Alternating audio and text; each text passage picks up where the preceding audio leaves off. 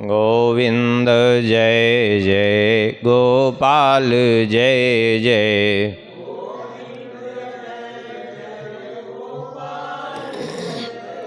श्री राधा रमण हरि गोविंद जय जय।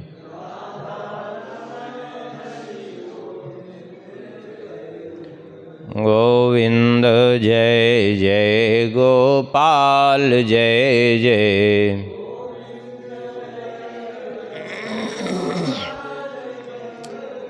श्री राधा रमण हरि गोविंद जय जय।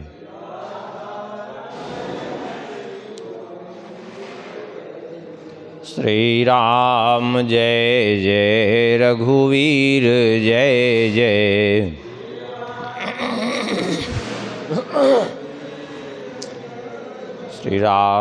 सीतारमण श्री रघुनाथ जय जय।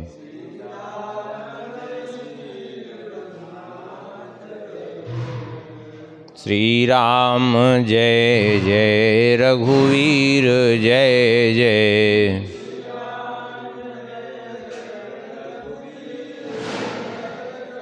सीतारमण श्री रघुनाथ जय जय।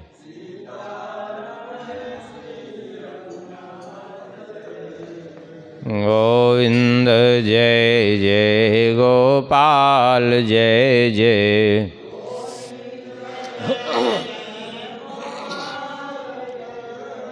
श्री राधा रमण हरि गोविंद जय जय।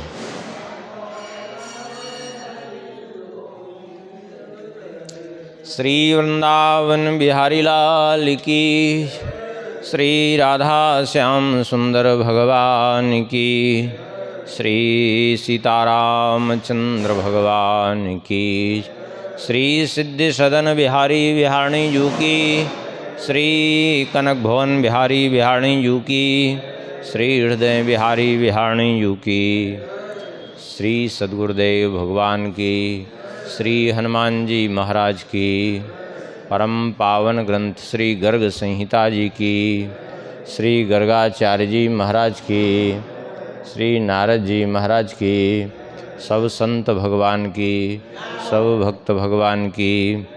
जय जय श्री सीताराम, जय जय श्री राधे श्याम। नमः पार्वती पतये हर हर महादेव। हरिशरण। परम मंगलमय परात्पर अखिलेश्वर अकारण करुणावरुणालय भक्तवांछा कल्पतरु भगवान की महती कृपा करुणा से श्री गर्ग संहिता जी के माध्यम से भगवान के चरित्रों का श्रवण कर रहे हैं। कल के प्रसंग में श्रवण किए थे अश्वमेध खंड में भगवान के निर्देशानुसार श्री उग्रसेन जी ने अश्वमेध यज्ञ की दीक्षा ली और अपना यज्ञ का अश्व अनिरुद्ध जी के संरक्षण में छोड़ दिया। यज्ञ का अश्व विचरण करते हुए पहुंचा है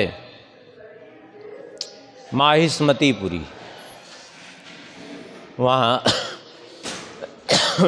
माहिष्मती नरेश ने नीलध्वज, उन्होंने माहिष्मती के पुत्र तो थे इंद्रनील, लेकिन उनके पुत्र जो थे नीलध्वज राजकुमार बड़े स्वाभिमानी स्वभाव के थे और उन्होंने उस अश्व को पकड़ा है और उसमें बड़ा भयंकर युद्ध हुआ और उस युद्ध में उनकी पराजय हुई है और अंत में वो शरण में आए हैं। भेंट दे करके उन्होंने इनकी शरण ग्रहण की है और स्वीकार किया कि हम चक्रवर्ती के रूप में स्वीकार करते हैं। आगे उसके वर्णन करते हैं श्री गर्ग जी। अथ मुक्तस्तु तुर्गो देशान सर्वान् विलोकयन् उसी नरे च विषय प्राप्तश्चम पावतीं पुरीं। वहाँ से माहिष्मतीपुरी से चल करके वह यज्ञीय अश्व विचरण करता हुआ उसीनर क्षेत्र में पहुँचा। वहाँ उसीनर क्षेत्र में चंपावतीपुरी के राजा थे हेमांगद। उन्होंने जब सुना कि उग्रसेन जी का यज्ञीय अश्व आया हुआ है तो उन्होंने इस यज्ञीय अश्व को पकड़वा लिया।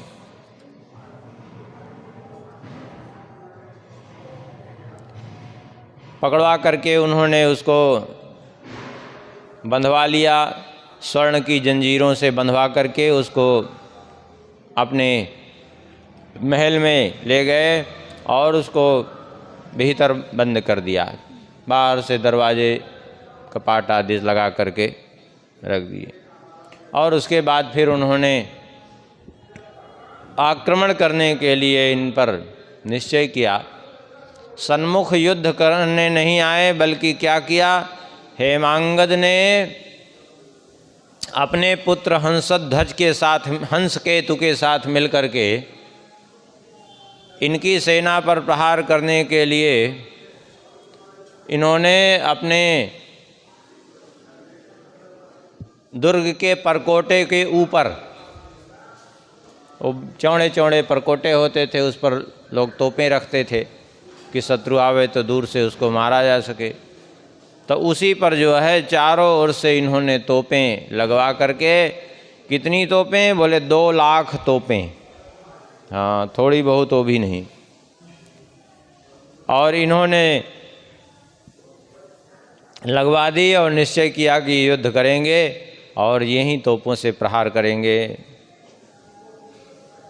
श्री अनिरुद्ध जी अपनी सेना के सहित पहुँचे, चंपावतीपुरी में डेरा डाला और भगवान के सखा उद्धव जी से पूछा अनिरुद्ध जी ने, कस्येयं नगरी मंत्रिन केन विनीतो हयो मम, त्वं जानासि महाबुद्धे कथयस्व विचार्य चा।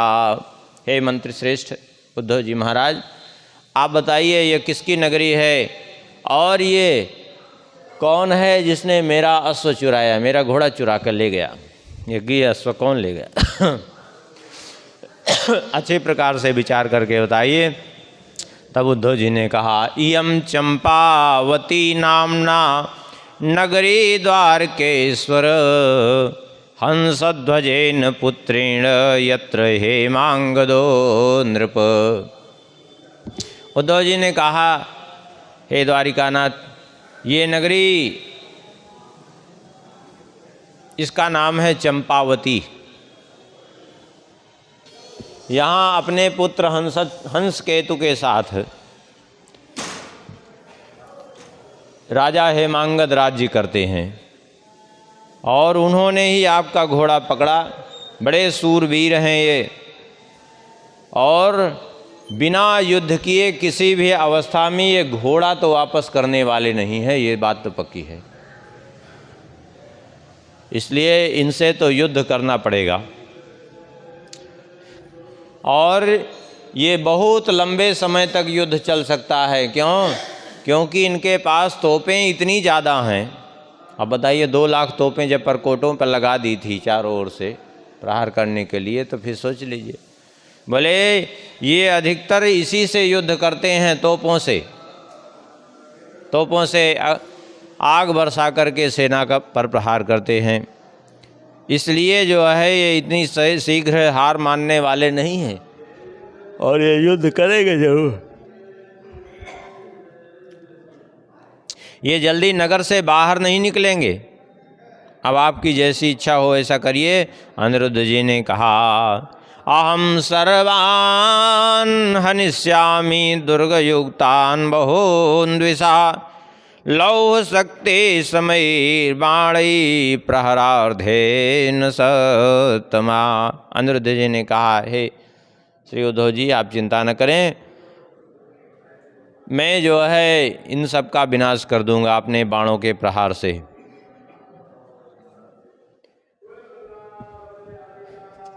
मैं आधे प्रहर में इन सबको नष्ट कर सकता हूँ।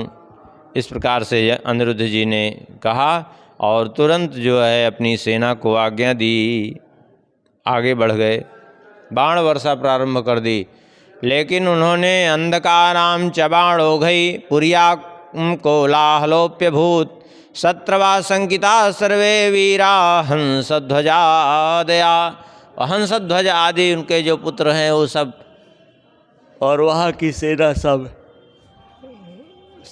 सशंकित हो गई, सब भयभीत होने लगी। हंसध्वज ने उस समय जो है अपने पिता हेमांगद के कहने से दीवारों पर चढ़ करके यदुवंशी सैनिकों को देखा और उसके बाद जो है उनको देख करके वे भी भयभीत हो गए और विचार करने लगे क्या करें। तो वहीं से इधर यदुवंशी सब जो है अस्त्र शस्त्र वर्षा कर रहे थे बाहर से, और हेमांगद ने चारों ओर जो तोपें लगा करके रखी थी शतघ्नियाँ, उनसे आग बरसाना प्रारंभ कर दिया। अब जब उनसे आग बरसाना प्रारंभ कर दिया, यद्यपि ये उचित नहीं था, क्यों, अगला व्यक्ति धनुष बाण से लड़ रहा है तो उसके ऊपर तोप चलाना ये यद्यपि शास्त्र के सर्वथा विपरीत है। नियम यही कहता है कि शत्रु जिस अस्त्र से युद्ध कर रहा हो उसी अस्त्र का प्रयोग स्वयं भी करना चाहिए। भाई शत्रु मान लिया तलवार लेके खड़ा है और आप दूर से बाण से प्रहार करिए, तो ये जो है नियम नहीं है। शत्रु निहत्था है अब आप दूर से उस पर प्रहार करिए, ये शास्त्र की मर्यादा के विपरीत है। तो ये सब तो धनुष बाण से युद्ध कर रहे थे और उन्होंने अपनी सेना को लेकर के बाहर आकर युद्ध करने के बजाय ऊपर से ही उन्हीं तोपों से आग बरसाना प्रारंभ कर दिया। बड़े बड़े बारूद के गोले जो है दागते और आग बरसती, उससे इनकी सेना झुलसने लगी। कुछ तो मर गए, कुछ जल गए, कितनों के हाथ पैर सिर गायब हो गए, ऐसी स्थिति हो गई। उस अनिरुद्ध जी की सेना में हाहाकार मच गया। बिहवला वृष्ण्या सर्वे शतघ्नि भी प्रताड़िता संचिन्न भिन्न सर्वांगा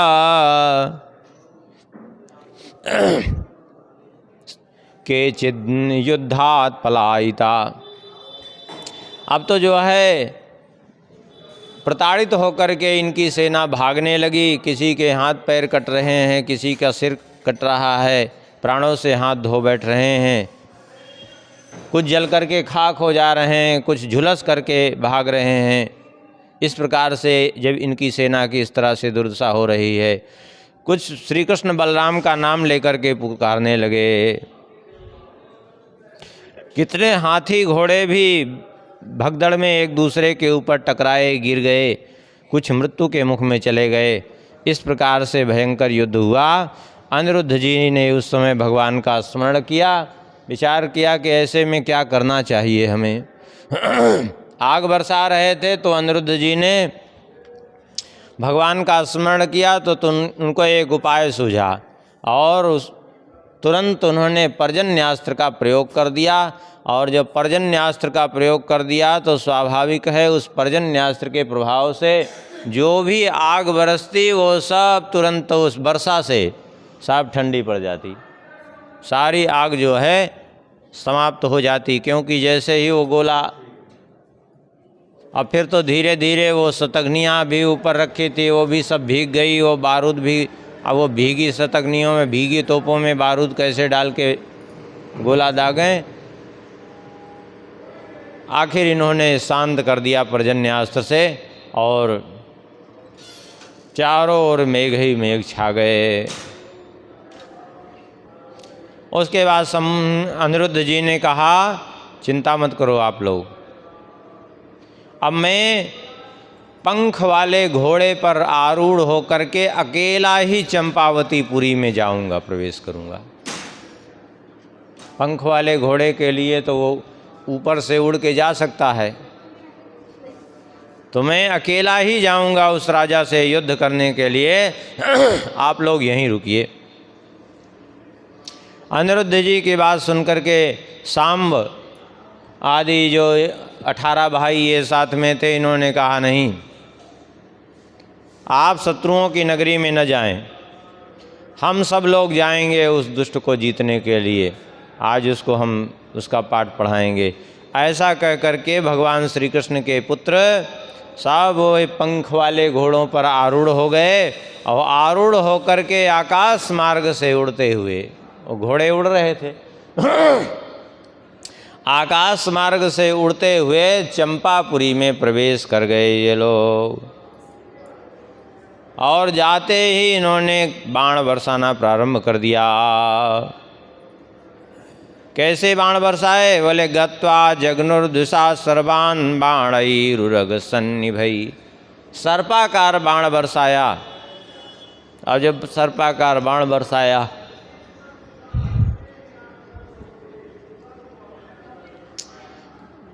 तो राजा हेमांगद भी युद्ध करने के लिए आखिर में आ ही गए अपनी सेना लेकर के, क्योंकि अब तो ये सब भीतर ही पहुंच गए थे। श्री सांब अपने 18 भाई सब, तो एक करोड़ की संख्या में सेना लेकर के वे आए और उन्होंने घेर लिया चारों ओर से। और ये कितने थे? कुल 18 लोग।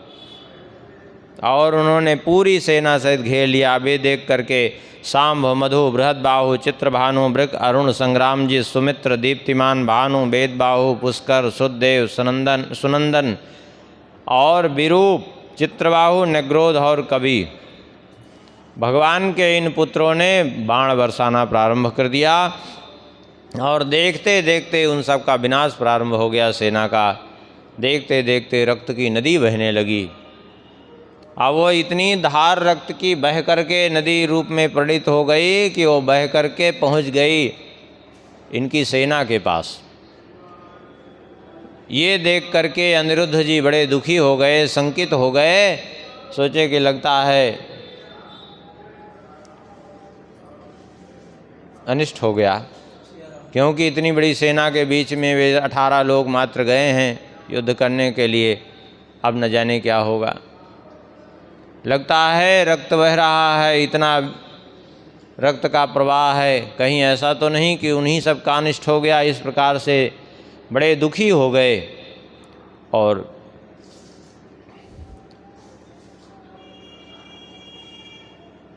उसके बाद फिर मन में आया कि लेकिन 18 लोग युद्ध करने के लिए गए हैं, ये रक्त की धार तो इतनी विशाल है कि ये संभव ही नहीं कि 18 लोगों की हो।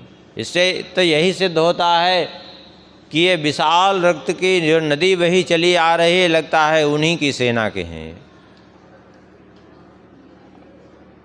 लेकिन ये सेना में पहुंच रही है, इसको रोकना चाहिए, नहीं तो अपनी सेना को इससे क्षति होगी। ऐसा मन में विचार करके इन्होंने सोचा इस अग्नि बाण से इसको हमें सुखा देना चाहिए।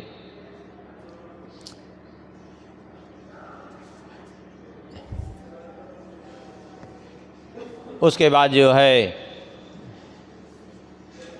मन में आया कि किसी भी तरह से भले ही उनका अनिष्ट अभी ना हुआ हो, लेकिन पूरी सेना से अकेले लड़ रहे हैं। अब ये सब तो पंख वाले घोड़े से चढ़ करके चले गए, बाकी दूसरे कैसे जाएं? तो इन्होंने गजराजों को प्रेरित किया कि इस किले की दुर्ग को जो है तोड़ दिया जाए, ढा दिया जाए किले के दुर्ग को, जिससे कि हमारी सेना इनके नगर में प्रवेश कर सके। और वे सब तो बड़े बड़े बलवान गजराज आखिर में जुट गए। कपाटा पतिता सर्वे द्वाराणाम दृढ़ श्रृंखला, दुर्गस्य पातिता पुर्या गजई पाषाण भित्तया। वो पत्थर की दीवार और बड़े बड़े विशाल काय द्वार, उनको गजराजों ने आखिर में तोड़ ही दिया। और जब तोड़ दिया जो है और अंदर प्रवेश कर गए, शत्रु सेना में हाहाकार मच गया कि 18 लोग यही भारी पड़ रहे थे, इतना विनाश कर रहे थे, ये तो पूरी सेना पूरे दुर्ग ही तोड़ के आ रहे हैं हमारे। अंत में विवश होकर के राजा हेमांगद ने पराजय मान ली, क्योंकि पराजय हो ही गए थे, और आकर के चरणों में पड़े, क्षमा प्रार्थना की, पाहि माम कह करके, और कहा कि अब हमें बचाइए, अब इन महावतों को रोकिए। गजराज जिससे आगे बढ़ने से रुकें, सबको रोक दिया। सामने कहा कि मेरा घोड़ा वापस कर दो और चलो अनिरुद्ध जी के चरण पकड़ो, हम लोगों के चरण पकड़ने से कोई फ़ायदा नहीं।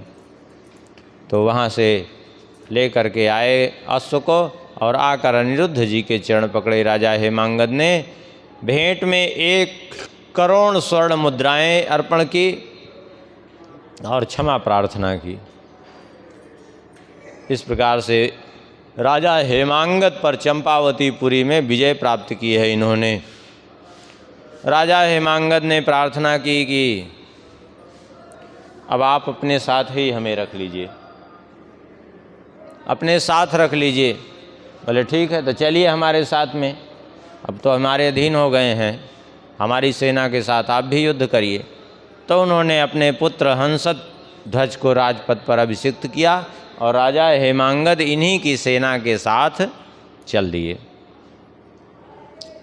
इसके बाद वहाँ से आगे बढ़े। अथा निरुद्धस्य हयो विमुक्तो यदुप्रवीरैश्च महोज्ज्वलांगः उसी नराद् वीरवरान् प्रपश्यन् विनिर्गतासोऽपि शनैः शनैश्च। वहाँ से चल करके आगे बढ़े।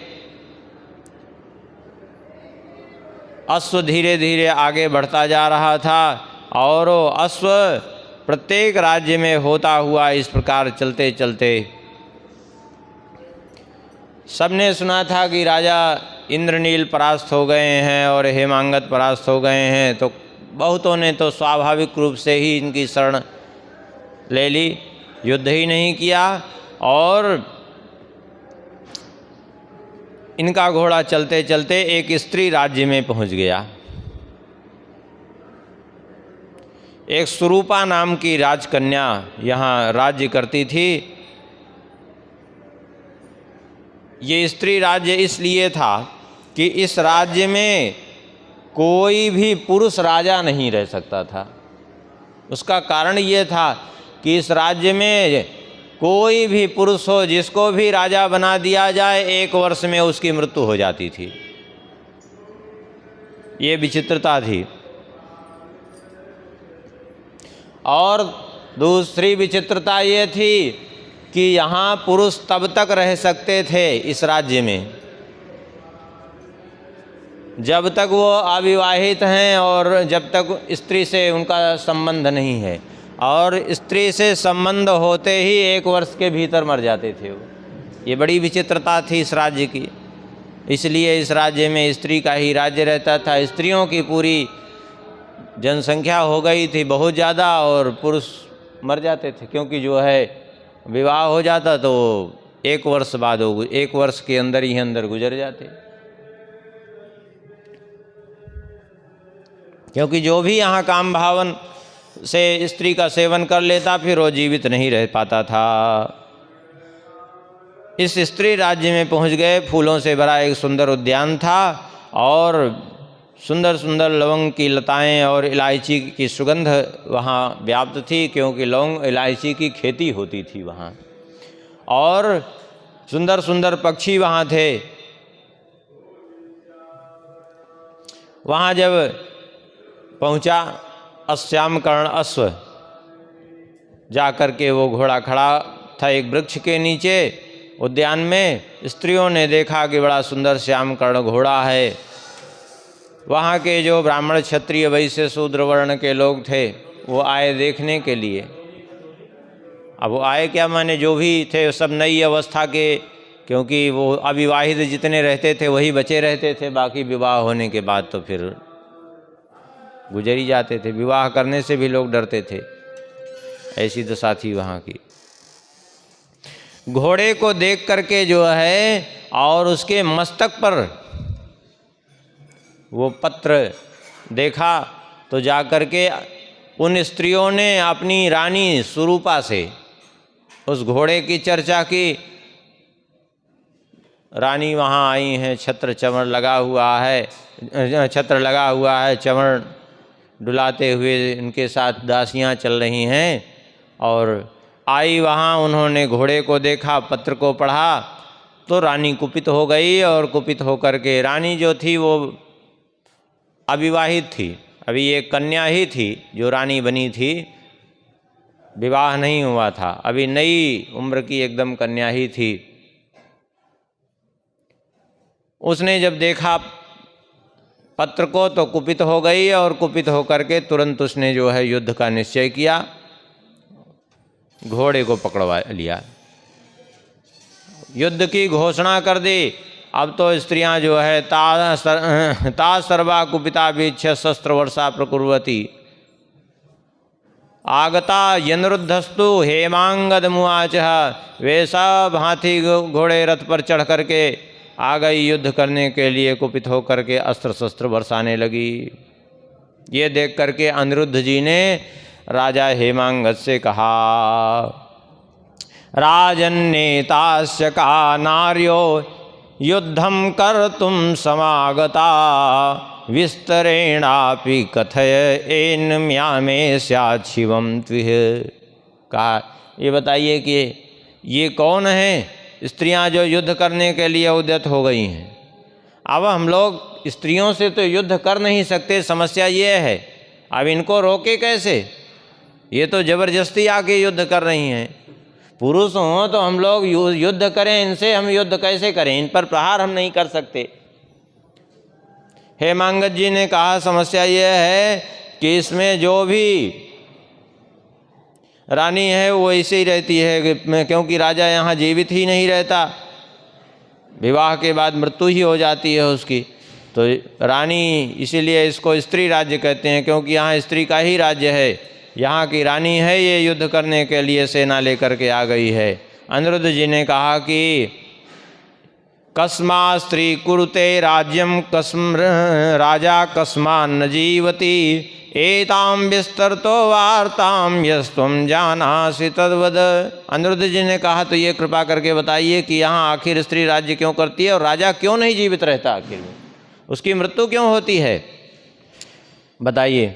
अनिरुद्ध जी की बात सुनकर के राजा हेमांगद ने अपने गुरुदेव याज्ञवल्क्य जी का स्मरण किया और कहा, अब हम आपको एक चरित्र सुना रहे हैं जिसके कारण ये ऐसी घटना घटती है। पुराकृत युगे राजन अत्र देशे बभूवहा नारी पालित ख्यातो राजा तु मंडलेश्वरा। पूर्व काल की बात है, सतयुग की बात। कहते हैं उस सतयुग में यहाँ एक राजा राज्य करते थे जिनका नाम था नारीपाल, नाम ही था नारीपाल। और उनकी एक पत्नी थी जिसका नाम था मोहिनी। और वो जो है, उस मोहिनी का जन्म हुआ था सिंघल द्वीप में। बड़ी सुंदरी थी वो, उसको पद्मिनी नायिका कहते थे। हंस के समान चाल, चंद्रमा को भी विलज्जित करने वाला उसका मुखमंडल।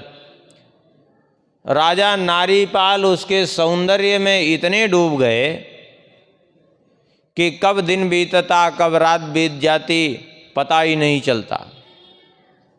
राज्य से विमुख होकर के उसी के साथ रहने लगे।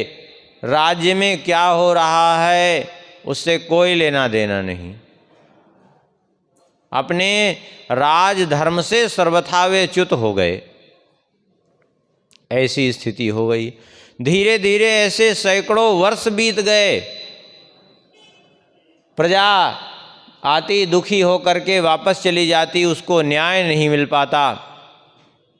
सारी प्रजा दुख से पीड़ित हो गई और यहाँ तक कि आपस में ही कलह मचा रहता प्रजा में। क्यों?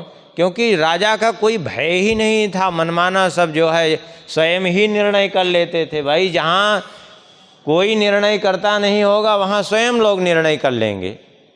तो आपस में ही लड़ के जो भारी पड़ा वो बचा और जो हल्का पड़ा वो गुजर गया मर करके। ये पूरा माने जंगल राज जैसी स्थिति हो गई वहाँ।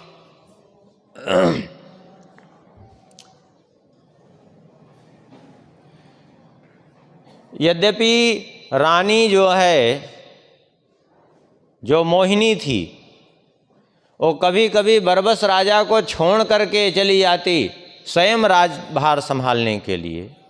यद्यपि उनको भी प्रेरित करती, लेकिन फिर भी जो है उनके ऊपर कोई प्रभाव नहीं पड़ता। वो केवल बस उसी के मुख को देख करके उसी में वे डूबे रहते, इतने ज़्यादा उसमें आसक्त थे।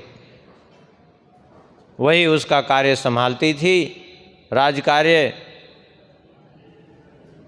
राजा का मन इसी तरह स्त्री में आसक्त रहा। संयोग वसात एक दिन श्री महर्षि अष्टावक्र जी पहुँच गए। हाँ, अब अष्टावक्र जी पहुँच गए। अब वो अपनी पत्नी में आसक्त थे। अष्टावक्र जी तो गए इनके सामने, प्रणाम करना तो बड़ी दूर की बात है।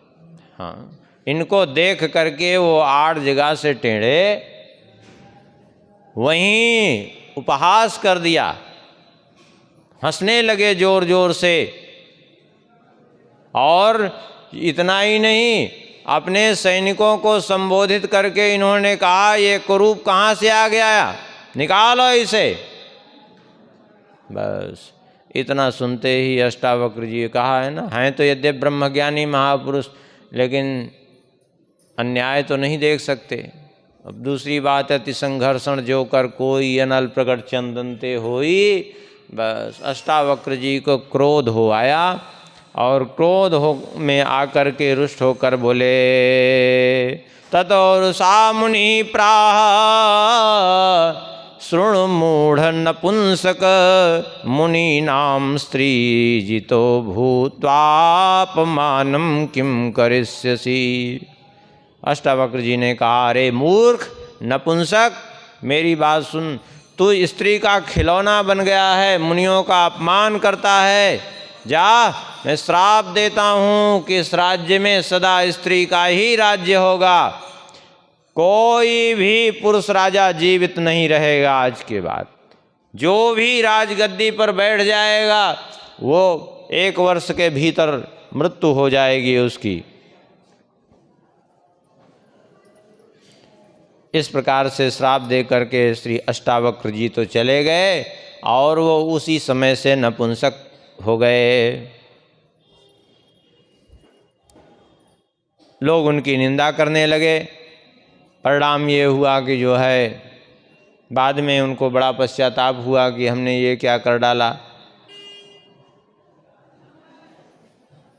हमने मुनियों की पूजा छोड़ करके नरक का रास्ता पकड़ लिया।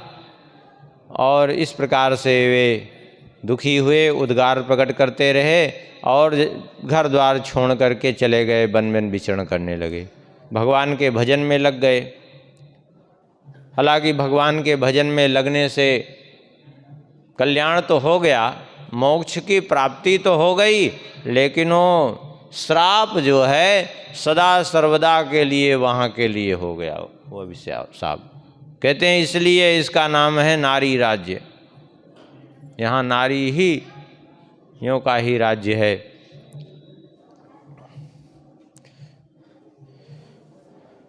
ये बातचीत कर ही रहे थे अनिरुद्ध जी और हेमांगत जी। उसी समय एवं तयो कथयतो नार्या क्रुद्धा समागता व्यमुंचन धनुषैर्बाणान् पुंश्चल्या क्रोधपूरिता। अनिरुद्ध जी हेमांगत जी की बात चल रहे थे, उसी समय पुंश्चली नारियां, पुंश्चली माने उल्टा नारियां आ गए, वे अस्त्र शस्त्र बरसाने लगी। अब पुंश्चली क्यों हो जाती थी? देखिए नारी स्वभाव। अब पति मर जाता था तो उनके सामने 2 ही विकल्प होता था। एक पहला तो विकल्प ये होता था कि वो सती हो जाएं, और नहीं सती हुई तो फिर वो क्या करेंगे, फिर स्वेच्छाचारिणी हो जाएंगे, क्योंकि स्वतंत्र होने के बाद फिर यही दशा होती है। राज्य ही नारी का जहाँ है, कोई अनुशासन ही नहीं, तो फिर उसको क्या होगा? तो इसलिए वो सब प्रायः उल्टा हो जाती थी। जो सात्विक प्रवृत्ति की होती थी वो अपना पति के साथ सती हो जाती थी।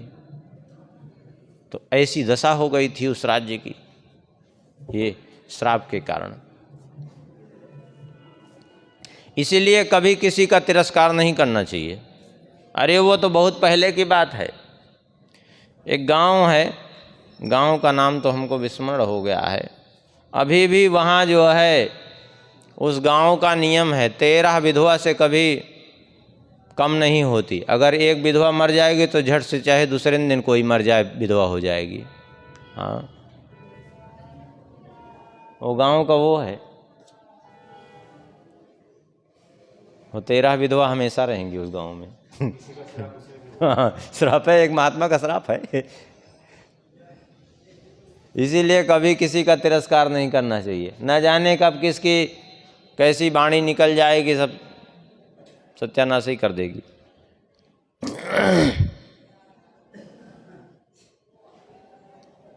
इस प्रकार से जो है, अब जब उसने उन सब ने अस्त्र शस्त्र बरसाना चालू कर दिया,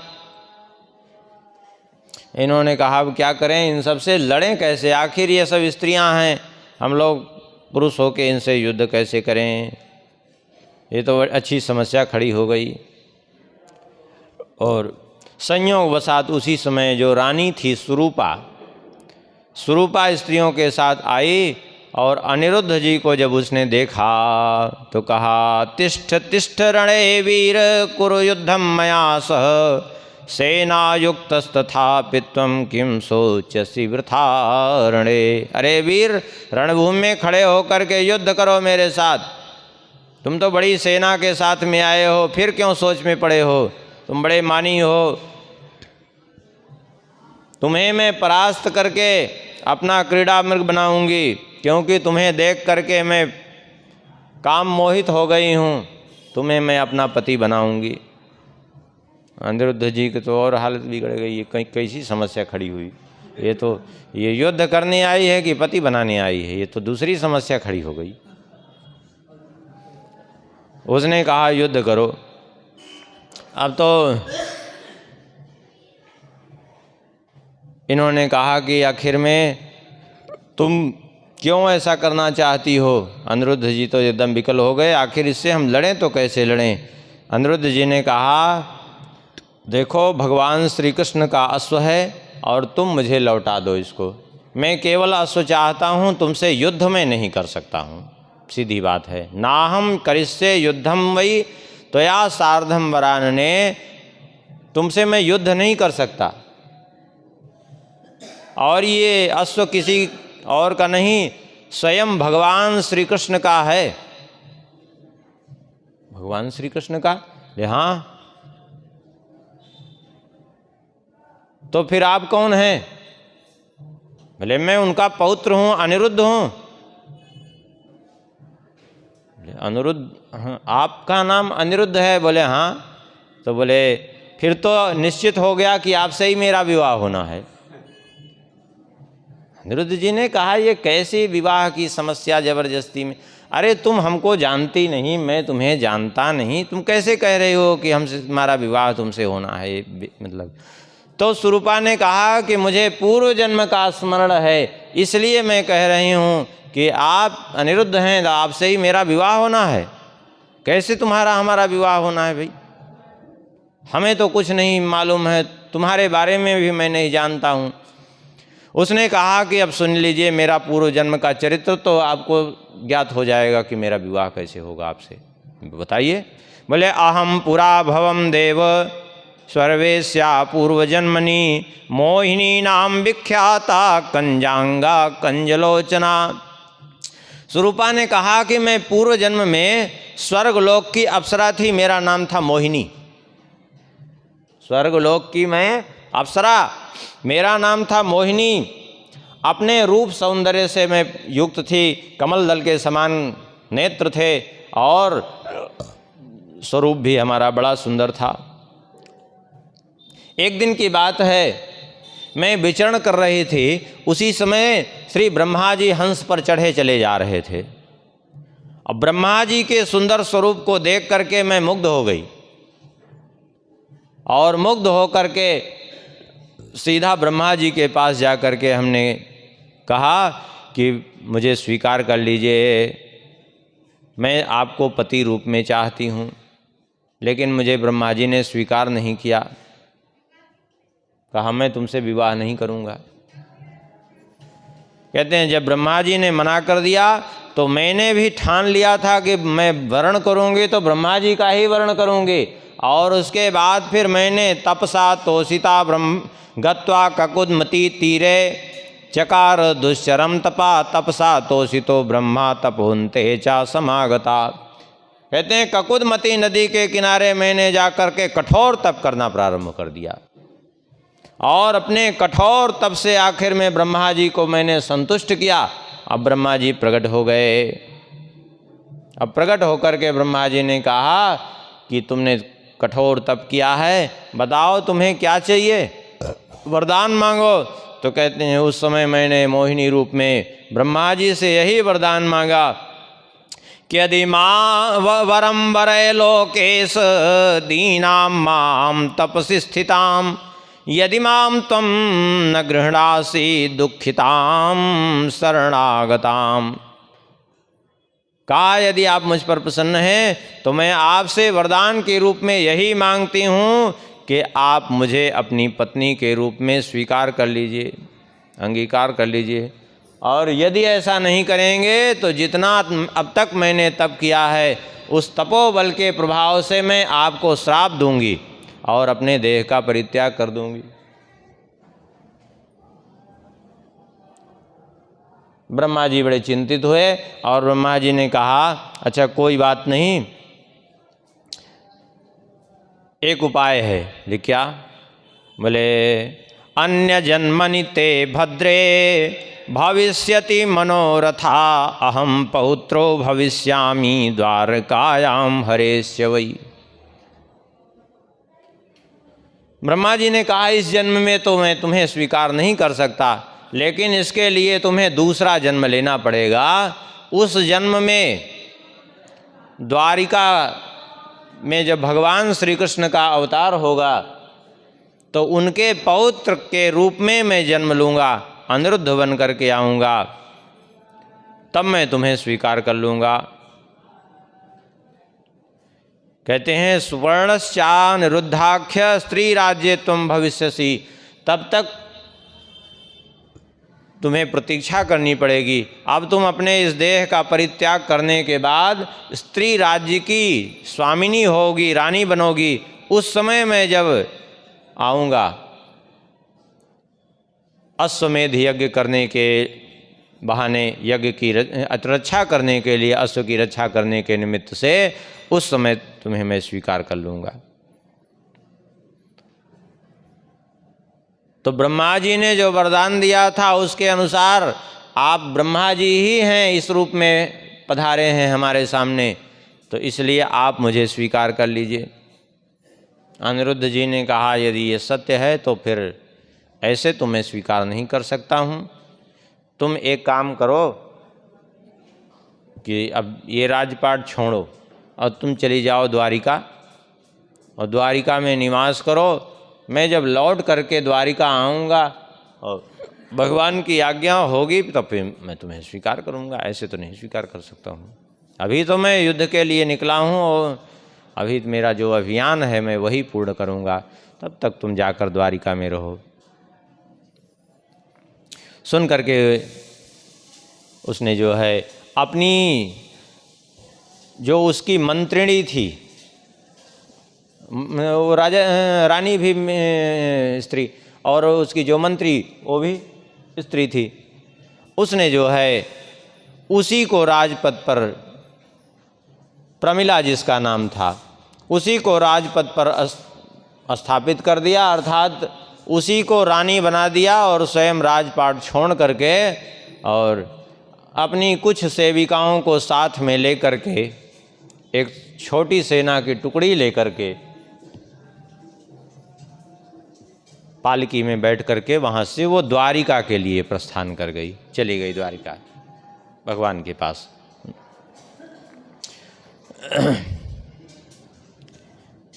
आगे कहते हैं अथ मुक्तो निरुद्धेन क्रतोर्वाजी पयः प्रभा सिंहल द्वीप निकटे विचार यदृक्षया।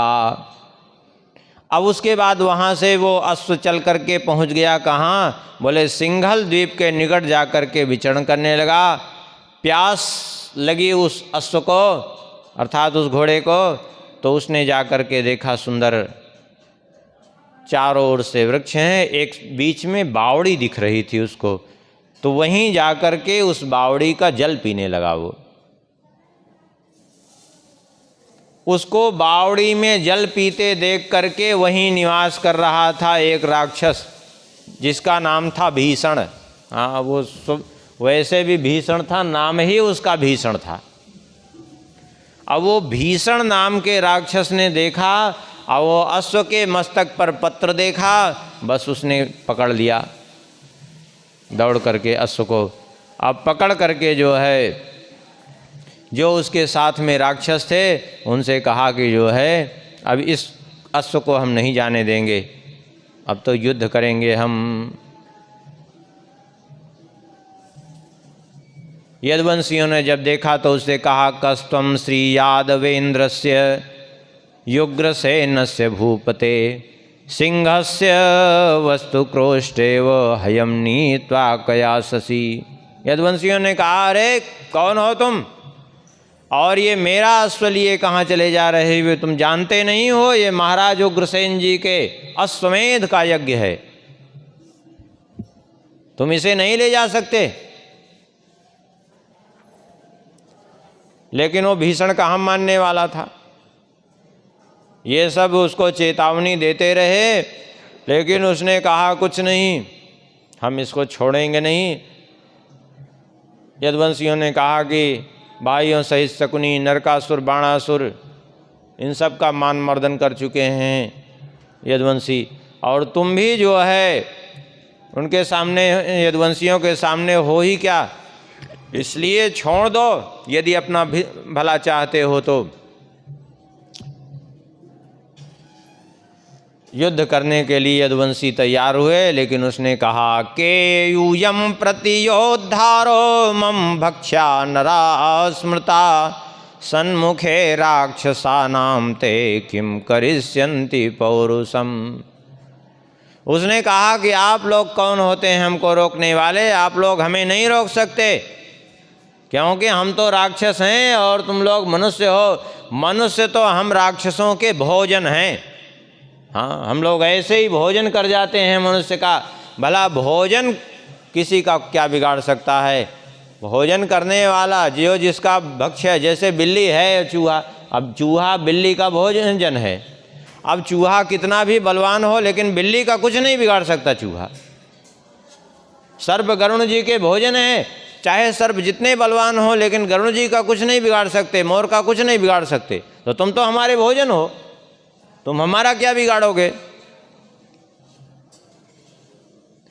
पहले भी उन्होंने यज्ञ किया था और उस यज्ञ में उन्होंने जो है उग्रसेन जी ने जब अपनी सेना भेजी थी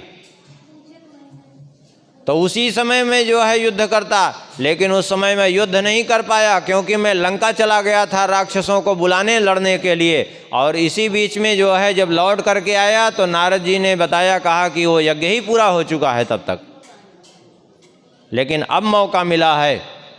इस बार तो मैं राक्षसों को लाके पहले से ही यहाँ व्यवस्थित रखा हूँ, इसलिए अब मैं छोड़ूंगा नहीं, अब तो मैं युद्ध अवश्य करूँगा। इस प्रकार से कहा उसने। क्योंकि तुम लोग राजसूय यज्ञ कर लिए तो क्या समझ रहे हो फिर से अश्वमेध यज्ञ कर लोगे? मेरे रहते हुए तुम लोग नहीं कर सकते। तुम लोगों में कौन ऐसा वीर है युष्मत्सु मद्गृहीतम चातुर्गम मोक्षयन्तिके? तुम लोगों में ऐसा कौन है जो मेरे हाथ से इसको छुड़ा लेगा? इसलिए तस्माद् हयासाम त्यक्त्वा तु यूयं गच्छत गच्छत। इसलिए इस अश्व की आशा का परित्याग करके आप सब यहाँ से चले जाओ, और यदि नहीं जाओगे तो निश्चित रूप से हमारे राक्षस गण तुम सबको खा जाएंगे। क्योंकि 4 लाख अनुयायी राक्षस हैं हमारे, थोड़े बहुत नहीं, तुम्हारी पूरी सेना आहार बन जाएगी। इस प्रकार से कह करके वो तुरंत जो है वहाँ से उस अश्व को लेकर के आकाश मार्ग से चला गया। कहाँ? उपलंका, एक नगरी बसा करके उसने रखा था समुद्र के बीच में ही, उपलंका, वहाँ चला गया। और उपलंका पूरा राक्षसों से, निशाचरों से भरी हुई नगरी थी। आकाश मार्ग से लेकर चला गया। सब यदुवंशी बड़े शोकाकुल हो गए। अब क्या करें, ये तो बड़ी अच्छी समस्या खड़ी हो गई। ये तो घोड़ा ही लेके चला गया, अब इसको हम सब छुड़ाएंगे कैसे? ये बीच में इतना बड़ा समुद्र हम पार कैसे करेंगे? बड़े चिंतित हो गए।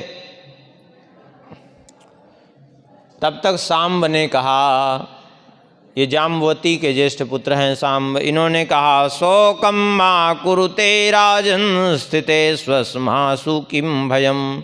आप शोक मत करिए, हम सब के रहते हुए आपको चिंता करने की ज़रूरत नहीं है। अरे फिर क्या करें, आखिर में कैसे छुड़ाएं इस अश्व को? वो तो समुद्र से चला गया उस पार।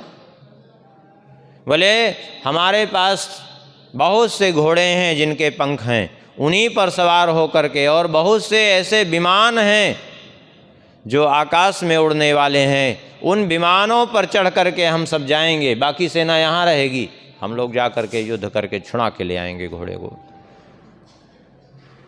कुछ घोड़े से यात्रा करेंगे, कुछ आकाश मार्ग से, विमान से यात्रा करेंगे, और नहीं तो ये भी तो हो सकता है कि हम लोग चाहें तो बाणों का पुल बांध सकते हैं। श्री राम जी ने लंका जाने के लिए आखिर में पत्थर का पुल बांधा था। उस समय वहाँ 100 योजन लंबाई थी, ये लंबाई 100 योजन नहीं है, ये कम है, 30 योजन ही मात्र है। इसलिए हम लोग बाणों का पुल बनाएंगे। अनिरुद्ध जी ने कहा कि अब बिना श्री उद्धव जी से सलाह लिए हम कुछ नहीं कहेंगे। उद्धव जी को बुलाया। उद्धव जी से अनिरुद्ध जी ने कहा किम करी, क्योंकि उद्धव जी बड़े बुद्धिमान थे, बड़े विद्वान थे, इसलिए उद्धव जी के बिना सलाह के कुछ नहीं करते थे। किम करिष्याम्यहं मंत्रेण श्याम कर्णे गते सती, किम तच्छासने भगवता प्रेरितो हम वदस्व तत्। अनिरुद्ध जी ने कहा, हे मंत्रीवर, हे उद्धव जी महाराज, अब आप ही बताइए, श्याम कर्ण अश्व तो हमारे हाथ से ही चला गया, वो राक्षस उठा के ले गया आकाश मार्ग से वो तो घोड़े को। अब हमें क्या करना चाहिए? क्योंकि भगवान ने आज्ञा दी है कि जो भी हम कुछ करें आपकी आज्ञा अनुसार, आपके निर्देशानुसार ही करेंगे। तो अब आप ही कोई उपाय बताइए कि हम क्या करें। क्या जो हमारे काका लोग अर्थात सांब आदि जो उपाय बता रहे हैं, क्या वो उचित रहेगा? अनिरुद्ध जी की बात सुनकर के उद्धव जी ने अपना मस्तक झुकाया। अरे हमसे आप क्या पूछते हैं, हम तो श्री कृष्ण के दास हैं, और श्री कृष्ण के दास होने के साथ साथ आप सबके भी हम सेवक ही हैं, इसलिए आप लोग जैसा कहेंगे हम तैयार हैं। अनिरुद्ध जी ने कहा, जैसा कहेंगे नहीं, अब आप बताइए क्या करना चाहिए। अनिरुद्ध जी की बात सुन उद्धव जी ने कहा कि जैसे आप करेंगे वो सब सफल होगी, हमें पूरा विश्वास है। अनिरुद्ध जी ने कहा, तो बस हमने निश्चय कर लिया है। अक्षौहिणी 10 युतो विष्णु दत्ते न यादवा, सारणाकृतवर्मा चायुधानश्च सात्विकी। यदुवंशियों, भगवान विष्णु ने जो हमें विमान दिया था, उस विमान में 10 अक्षौहिणी सेना ढोने की क्षमता है। हाँ, और उसी विमान से हम लोग चढ़ करके उपलंका में प्रवेश करेंगे आकाश मार्ग से। हम जाएंगे और हमारे ये काका लोग हैं ये जाएंगे, और कुछ वीर जाएंगे। अक्रूर जी यहाँ रह करके बाकी सेना की सुरक्षा करेंगे, क्योंकि पूरी सेना लेकर के नहीं जाएंगे उधर, जितनी आवश्यकता है उतनी लेकर जाएंगे, और बाकी सारी सेना हमारी यहीं रहेगी। ऐसा कह करके अनिरुद्ध जी ने तुरंत तैयारी की श्री कृष्ण के 18 पुत्र उद्धव जी, गद श्री कृष्ण के भाई ही हैं, बलराम जी के भाई, रोहिणी जी के ही पुत्र बलराम जी हैं, रोहिणी जी के ही पुत्र गद हैं, गद ये भी थे। और अनिरुद्ध जी सब को कुछ सेना को लेकर के विमान पर आरूढ़ हुए, जो भगवान ने दिया था विमान, भगवान विष्णु के द्वारा प्राप्त विमान था ये। इस पर सवार होकर के, और भगवान की शक्ति से ही ये चलने वाला विमान था, इस पर सवार होकर के उपलंका की ओर प्रस्थान किए हैं। अब उपलंका ये लोग चले गए। अब युद्ध तो अभी बड़ा लंबा युद्ध इसमें वर्णन है, अब उसको बाद में ही वर्णन करेंगे, क्योंकि इधर समय भी हो गया है। कल के प्रसंग में हो जाएगा कि उपलंका में कैसा भयंकर युद्ध हुआ, कौन कौन वहाँ मारे गए, कैसे क्या हुआ। सिया बोल सिया बोल सिया सिया बोल, श्री राम राघव रसिकेश बोल।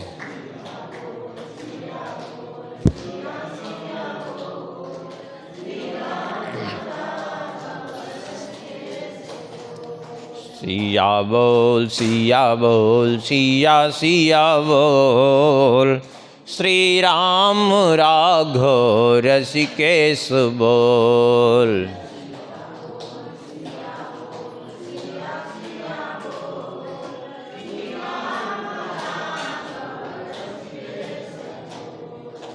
सिया बोल सिया बोल सिया बोल सिया बोल।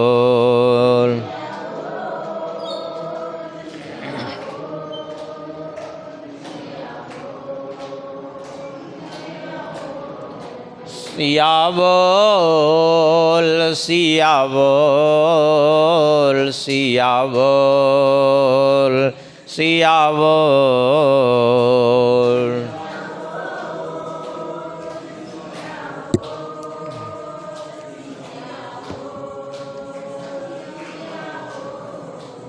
सिया बोल सिया बोल सिया सिया बोल, श्री राम राघव रसिकेश बोल।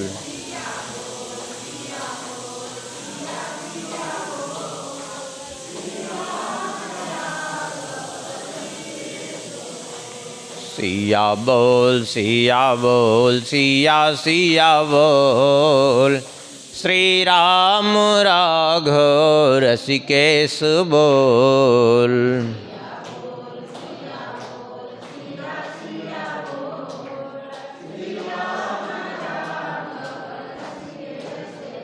श्री सीताराम।